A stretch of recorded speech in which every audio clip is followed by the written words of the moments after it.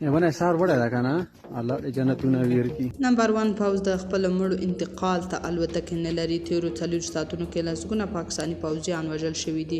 جزئیات هم دلته وګورئ او چینل هم سبسکرایب کړئ. د پاکستان پوځ چې ځانونه نمبر 1 ګڼي او د الوتکو د درلودلو ډوزې وهي، خو حقیقت کې د خپل عسکرو د جسدونو د انتقال لپاره نه لري او یا هم له ډاره خپل الوتکې نه لیږي ترڅو په نښه نه شي. نو ځکه خو په خرو باندې خپل د عسکرو جسدونه انتقالوي.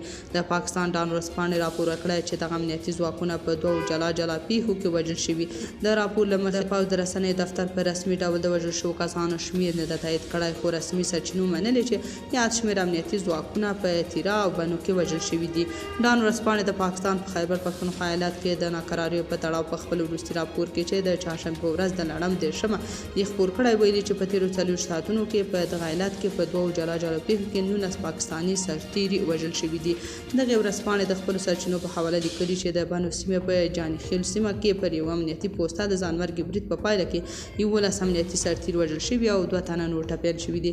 د دغو ټپیانو روغتیايي حالت د اندېښنې وړ ښودل شوی دی. همدارنګه د ورځپاڼې د راپور له مخې په تیرا دره کې د وسلوالو مخالفینو سره په نښه کې هم 8 پاکستاني پوځیان وژل شوي او 3 تنه نور ټپیان شوي دي.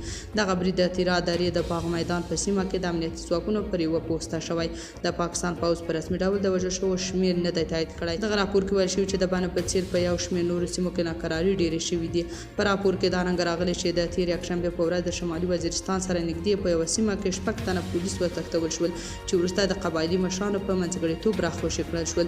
خو بل خوا TTP بیا وایي چې 40 ساعتونو کې د 23 زیات عسکر وژلي. په دې وروستو کې د پاکستان په خیبر پښتونخوا او بلوچستان ایالتونو کې پر پاکستاني پوځیانو بریدونه خورا زیات شوي.